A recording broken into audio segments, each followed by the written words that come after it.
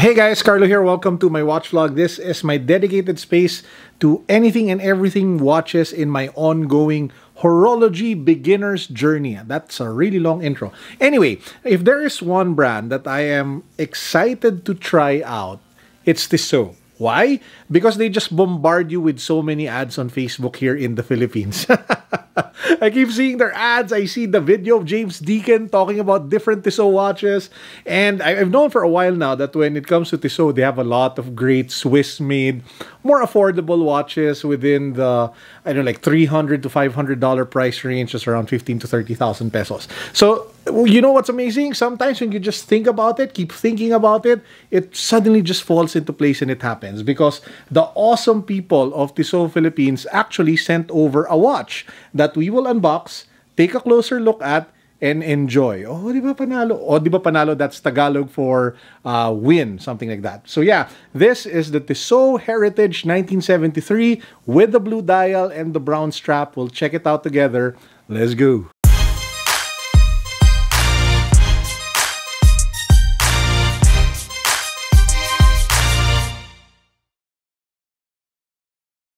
Okay, so I mentioned to you guys that Tissot has like super affordable watches, like entry-level stuff. This one is more on the mid to bordering on the luxury category. The Tissot Heritage 1973 sells for over $2,000, over 100,000 pesos here in our country. So, woo, this should be good. Now, as the name implies, 1973 Heritage, this is actually a 1970s watch that basically flaunts the historic partnership of Tissot with motor racing.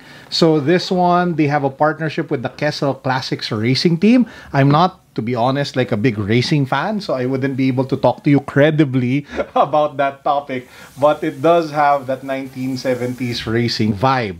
Now, if you pop the box open, wow, this is a really nice box, by the way. Solid. And then if we pop, ooh, hoo, hoo. Now I kind of get why it's pricey. Guys, take a look at that. Let's take it out.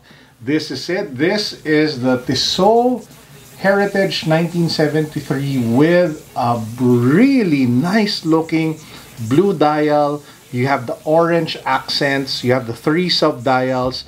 You have the stopwatch vibe here along the side. As you guys can instantly tell, this is not a small watch. The diameter is actually 43 mil wide and it is kind of tall. So immediately you get the vibe, the feel that this is more of a casual sports watch. It's not something that you would want to wear with a suit because of the overall look of the piece. Now, this one is actually also powered by the ETA Valjoux 7753 self-winding movement. I think I just massacred the name of the movement. Apologies for that, guys. That is actually an in-house movement. 27 jewels, 60 hours power reserve, 30 minutes, 12-hour counters, and central 60 seconds chronograph hand, all of which you can see here at the dial of the watch. You also have a date window over here, but unfortunately, to be able to reset or change the date, you will have to use some sort of pin to press over here. You can't just adjust it using this crown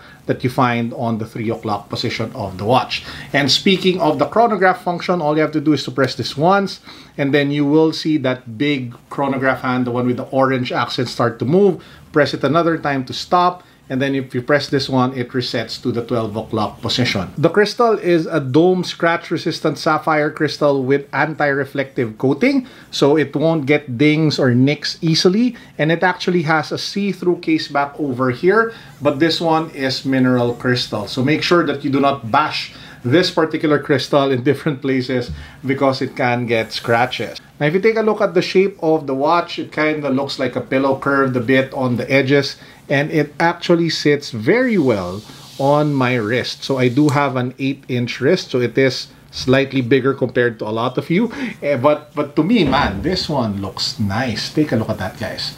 Really good fit for my wrist. Definitely not for people with smaller wrists, but hey, if you are like me, you know, if you are, I don't know, maybe you have like a 7 to 8-inch wrist, this one works really well. By the way, a few more things. It is 100 meters water resistant. The front of the strap is embossed cow leather, while the back is made from synthetic leather. It has this butterfly clasp with push buttons, the one that I showed you earlier, and you can easily adjust it over here so that you can get the perfect fit for your wrist. So the question is, should you buy the Tissot Heritage 1973? Well, in my humble opinion, if you are a big motorhead, you're a motor racing fan, and it's something that you can really identify with, it's a passion of yours, it's something that you love, and you want, you know, a Swiss-made watch, not necessarily a Tag Heuer or any of the other brands within the motor racing space, and you can relate to Tissot and you love the 1973 Heritage design, then go for it. It's a bit pricey, a little over 100K,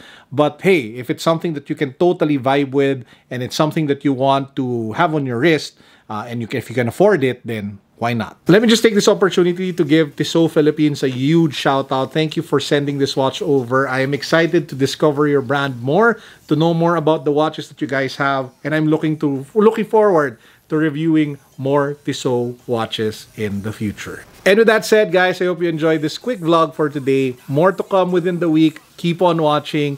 Don't forget to subscribe. If you haven't yet, give this video a thumbs up and let me know what you think of the Tissot Heritage 1973 in the comment section down below. I'll spend a couple of hours replying to as many of you as possible. Peace, God bless, what's up, boom.